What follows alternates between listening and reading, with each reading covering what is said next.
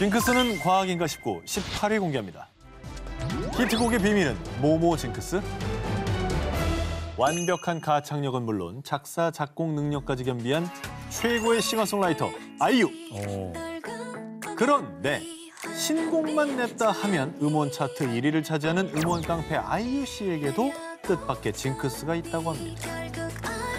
안 된 음악이 없는데 진짜로? 아니 근데 이런 숨겨진 좀 비밀이 있지 않을까 싶어요.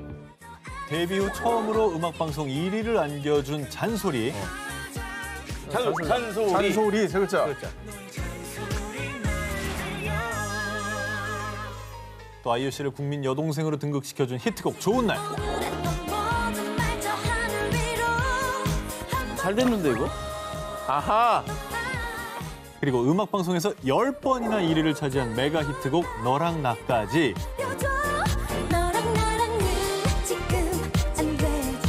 너랑 나 세 글자. 다 세 글자네. 다 세 글자.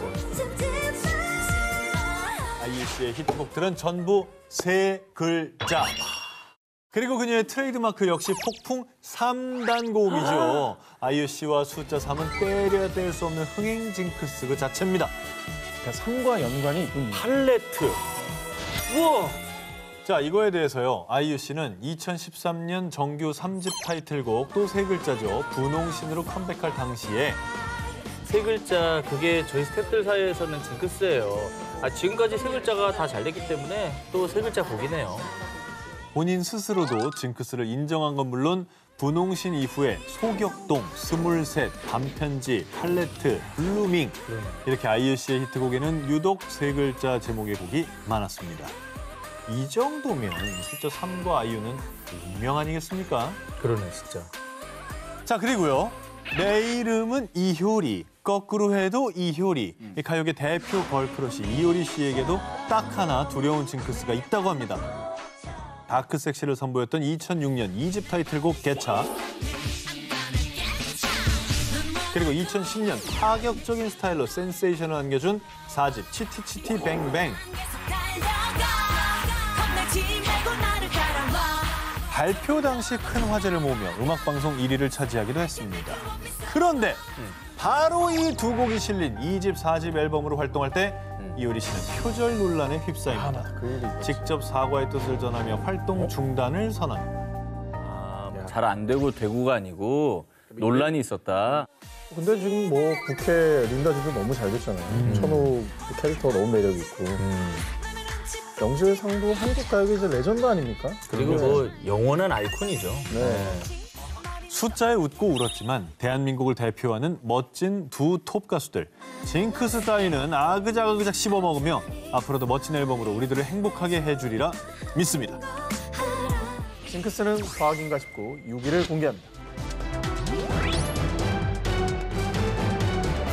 클래식 음악계엔 약 200년 전부터 전해져 오는 숫자와 관련된 불가사의한 징크스가 있는데요. 넘버 9, 9번 교향곡 징크스입니다. 12음 기법을 정립한 오스트리아 작곡가 아르놀트 쉔베르크는 9번 교향곡 징크스를 두고 이렇게 설명했습니다. 9번째 교향곡을 작곡했다는 것은 곧 죽음과 무척이나 가까워졌다는 뜻입니다. 왜 죽음과 가까워졌다는 거예요? 작곡가들이 9곡의 교향곡을 끝으로 세상을 떠난다는 9번 교향곡 징크스. 이 징크스는 불후의 명곡들을 남긴 베토벤으로부터 시작됐는데요. 그는 청력을 잃고 난 후 혼신의 힘으로 작곡한 9번 교향곡 합창을 발표한 뒤 1827년에 10번 교향곡을 완성하지 못한 채 사망했고요. 그리고 베토벤 이후 9번 교향곡 징크스를 맞이한 작곡가는 가곡의 왕 슈베르트입니다. 그는 9번 교향곡 그레이트를 작곡한 뒤 1828년에 세상을 떠나고 말았습니다. 10번 교향곡 이런 건 못 들어본 것 같아요. 그죠? 그러네. 마저 들어보시죠. 네. 체코 음악의 아버지 드보로자크는 5번 교향곡 신세계로부터를 작곡하고 1904년에 사망했는데요. 5번에서 깨졌네요, 그러면. 자, 이게 근데 놀라운 사실이 숨어져 있습니다. 왜요? 그런데 몰래 또 했나? 사실 신세계로부터는 그가 사망을 당시만 해도 5번 교향곡이었습니다만 드보로작의 사망 이후 신세계로부터 보다 앞서 작곡한 4곡의 미발표 교향곡이 발견됐습니다. 무서워. 즉 이건 5번 교향곡이 아닌 9번 교향곡으로 정정이 되며 9번 교향곡 징크스가 또 한 번 맞아 떨어지고 만 겁니다. 9번째는 만들지 말아야 돼. 너무 많이 만들면 안 되겠네. 그리고 이게 다가 아닙니다. 또 있어요? 후기 낭만주의를 대표하는 구스타프 mahler는 악명 높은 9번 교향곡 징크스를 온몸으로 거부를 했습니다. 그는 징크스를 피하기 위해서 9번 숫자 대신 대지의 노래라는 이름을 붙였습니다. 그런데 그만 징크스를 피했다고 생각한 탓인지 다음 교향곡의 제목을 9번 교향곡이라고 붙이고 만 겁니다. 아, 붙이지 마. 10번이라고 그랬어야지. 결국 말러는 이 곡을 작곡한 뒤 1911년에 사망하고 말았습니다. 아니, 이름까지 바꿀 정도면 굉장히 의식을 했다는 얘긴데. 그거 성공했잖아요. 잘 피했잖아. 근데 죽음을 피하지 못했네. 방심해서 다음 곡에 구를 붙인 게 문제가 됐던 거죠. 아, 클래식 음악계에 드리웠던 9번 교향곡 징크스. 하지만 더 많은 작곡가들은 보란 듯이 자신만의 작품 세계를 펼쳐나갔습니다. 징크스는 과학인가 싶고 5위를 공개합니다. 자, 이번 징크스의 주인공은요. 들으면 이런 대배우도 징크스가 있다고 이렇게 의아하실 겁니다. 천만 관객을 동원한 작품만 괴물, 변호인, 택시 운전사, 기생충까지 총 4편. 와우. 이분이 출연한 영화의 총 관객 수는요. 무려 1억 1,300만 명 이상. 나 이분 얼굴이 자, 감이 오시죠? 국민 배우이자 충무로 흥행 보증 소장 송강호 씨입니다. 송강호 씨에게 무슨 징크스가 있을까요? 그러니까. 한번 생각해볼까? 브래드 피트도 송강호 씨 팬 아니에요? 그럼요. 아니 네. 뭐가 실패해야 징크스가 생기지? 이분 실패한 것도 별로 없지 않나요? 그렇게 망한 작품 많이 없는데? 2000년 이병헌 씨와 호흡을 맞춘 공동경비구역 JSA를 시작으로 2013년 영화 변호인에서는 연기돈 임시완 씨를, 2017년에는 택시 운전자에서 충무로 유망주 류준열 씨를 천만 배우로 이끌었고요. 도무지 사극과 어울릴 것 같지 않은 납득이 조정석 씨와 영화 관상을 통해 미친 케미를 선보였습니다.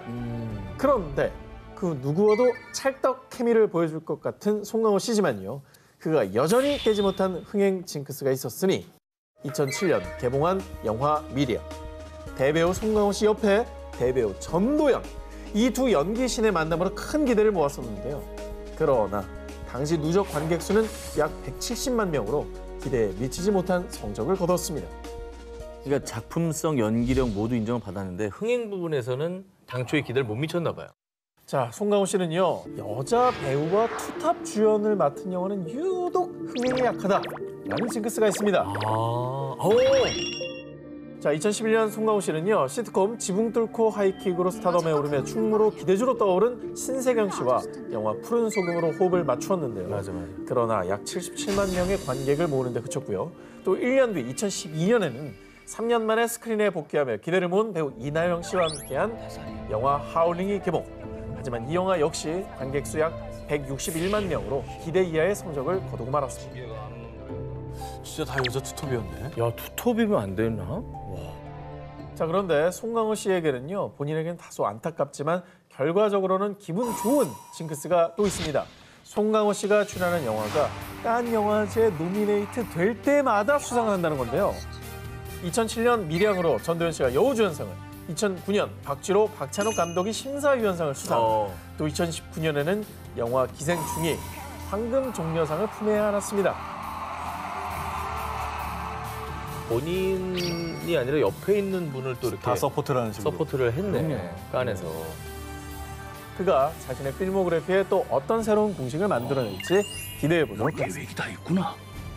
징크스는 과학인가 싶고 3위를 공개합니다. 오스카상의 반전.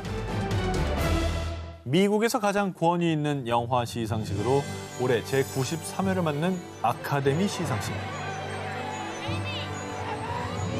일생일대 한 번도 받기 어려운 명예로운 오스카상이지만요. 그러나 상 받기가 쬐끔 꺼려지는 이유. 바로 오스카상을 받은 배우에게 불운한 일이 생긴다라는 그래. 징크스 때문입니다. 맞아. 먼저 2000년 영화 소녀는 울지 않는다로 제72회 아카데미 시상식에서 여우주연상을 받은 힐러리 스웽크. Thank you very much. 수상 후 슬럼프에 빠졌던 그녀는 남편 최대의 도움으로 재기에 성공. 2005년 밀리언 달러 베이비를 통해 두 번째 오스카 여우주연상을 수상하는데요.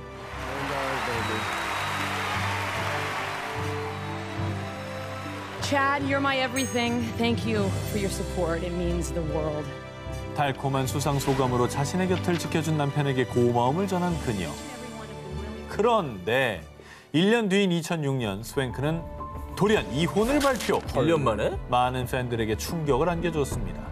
그리고 우리에게 영화 타이타닉으로 익숙한 배우 케이트 윈슬렛 역시 Kate Winslet. 2009년 더 리더 책 읽어주는 남자를 통해 여우주연상을 품에 안았는데요. 그러나 수상 1년 뒤 할리우드 모범 커플로 손꼽혔던 영화감독 샘 맨데스와 갑작스레 파경을 발표하며 7년간의 결혼 생활을 마무리했습니다.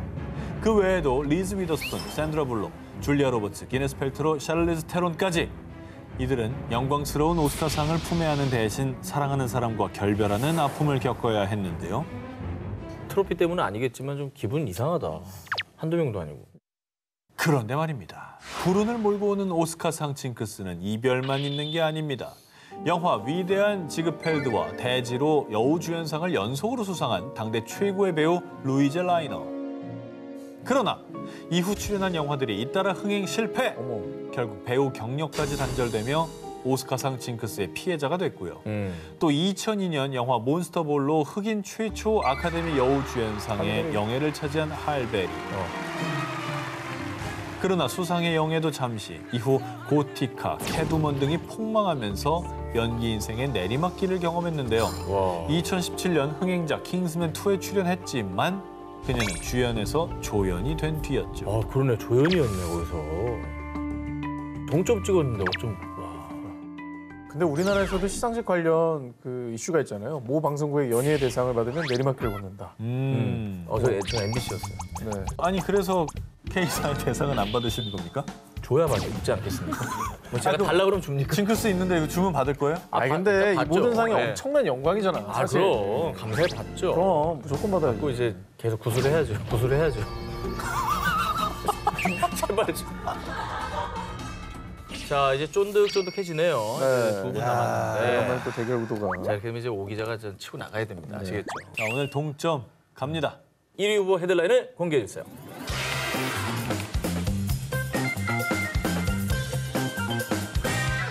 해외 뮤지션들이 27세를 넘기지 못하고 세상을 떠난다는 27세 클럽 징크스. 맞아. 무려 20여 명의 뮤지션들이 이 징크스를 피해가지 못했습니다. 그런데 천재 싱어송라이터 에이미 와인하우스는 난 27세 클럽에 들게 될 거야. 너무 무서워.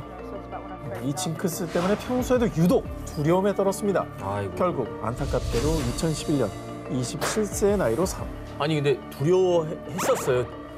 세상을 떠나기 전에. 당시 팬들 사이에서 27세 클럽 징크스의 악몽이 재현됐다며 논란이 일기도 했습니다.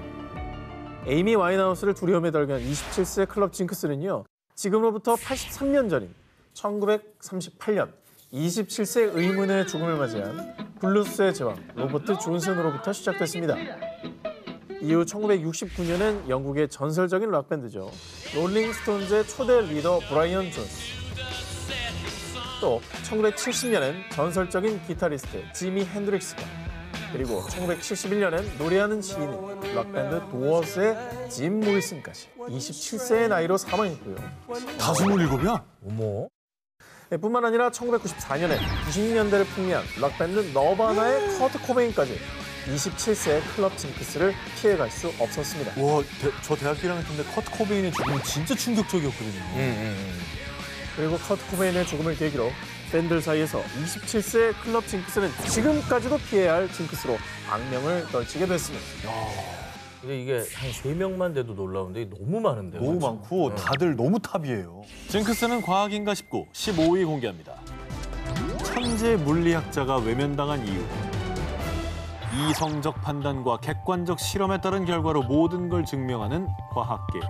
그런데 과학계에서도 인정하는 공포 그 자체인 징크스, 일명 파울리 징크스에 대해서 들어보셨습니까? 들어본 것 같은데? 파울리 징크스 is science. 뭐지? 지금부터 설명드리겠습니다. 우선 파울리 징크스는 오스트리아의 천재 물리학자인 볼프강 파울리의 이름에서 따온 것입니다. 파울리는 양자역학적 원리인 파울리 베타 원리를 발견, 양자역학을 건설한 업적을 인정받아 1945년 노벨 물리학상을 수상한 물리학계의 거물입니다. 이렇게 과학계에서도 명성을 떨치던 파울리. 그런데 그가 나타났다 하면 모든 동료들이 초긴장을 했다고 하는데요. 그 이유, 파울리가 동료들의 실험실을 찾았을 때 실험 장비에 슬쩍 손을 대기만 하면 멀쩡하던 장비들이 깨지고 터지고 망가지기 일쑤. 파울리는 마이너스의 손 그 자체였습니다. 처음엔 동료들도 파울리가 실험에 익숙하지 않은 이론 물리학자라서 실수하는 거라고 생각했습니다. 그런데 굳이 파울리의 손이 직접 닿지 않아도 파울리가 실험실 근처를 지나가기만 해도 파수라장이 되는 실험실. 오죽하면 실험실을 엉망으로 만들었던 파울리에게 복수를 하고 싶었던 동료들이 장난으로 파울리가 실험실 문을 여는 순간 문 위에 물 양동이가 떨어지도록 설치를 해놨는데요. 하나, 둘, 셋. 이거 뭐야? 이거 왜 안 돼? 아, 뭐해? 왜 불렀어?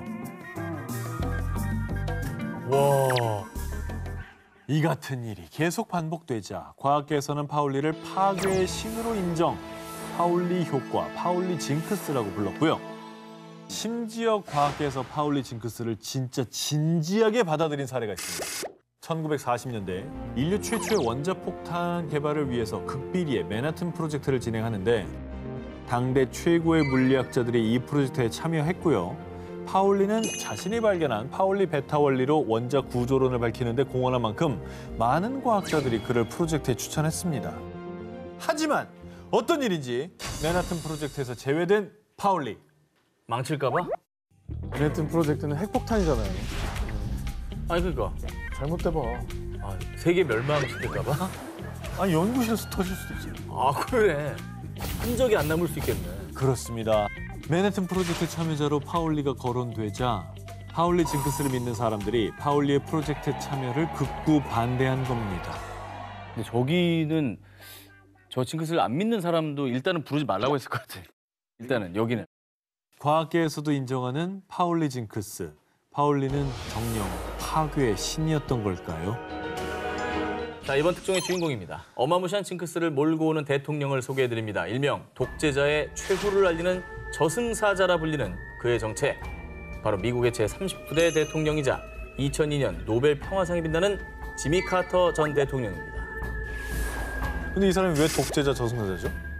지미 카터 전 대통령이 독재자의 저승사자라 불리는 이유. 그와 만났던 독재자들은 대부분 얼마 뒤 사망, 비참한 최후를 맞았기 때문이죠. 자, 무시무시한 전설. 아니, 이 징크스의 시작은 1970년대로 거슬러 올라갑니다. 파나마 공화국에서 13년 동안 장기 집권했던 오마르 토리호스 대통령. 그는 파나마 운하 협정을 타결하기 위해 1977년 당시 미국 대통령이었던 지미 카터를 만났습니다. 그런데 그 후 의문의 비행기 폭발 사고로 사망. 갑작스럽게 토리호스의 13년 장기 집권은 끝나게 됩니다. 요거 하나면 그냥 우연의 일치죠. 뭐 일단 시작이니까 더 들어볼게요. 1970년부터 11년 동안 이집트를 통치했던 독재자 안와르 사다트. 사다트는 중동 평화 협상을 위해서 1978년 지미 카터와 만난 뒤 과격파의 충격으로 사망. 어머. 그리고 무려 18년간 독재 정치를 펼친 소련의 서기장 레오니트 브레즈네프는요. 전략 무기 협상을 타결하기 위해 1979년 지미 카터와 회담을 가진 이후 급성 심장 발작으로 사망. 어유, 이거 이제 좀 징크스 같은데요? 좀 무서워지죠? 네네. 겁난다. 그런데 말입니다. 지미 카터는 퇴임한 지 13년 만인 1994년 6월 평화, 비핵화 관련 논의를 나누기 위해서 미국 특사 자격으로 한 나라를 방문했죠. 우리나라 저 위쪽 아닙니까? 저 북쪽. 자, 그렇습니다. 당시 평양에서 김일성 전 국방위원장을 만난 지미 카터. 어머, 만났네. 그런데 회담이 끝나고 불과 20일 뒤 김일성 전 국방위원장은 심근경색으로 사망하게 됩니다. 아니 진짜 와 이건 뭐야? 저 사람 정말 무서운 사람이네.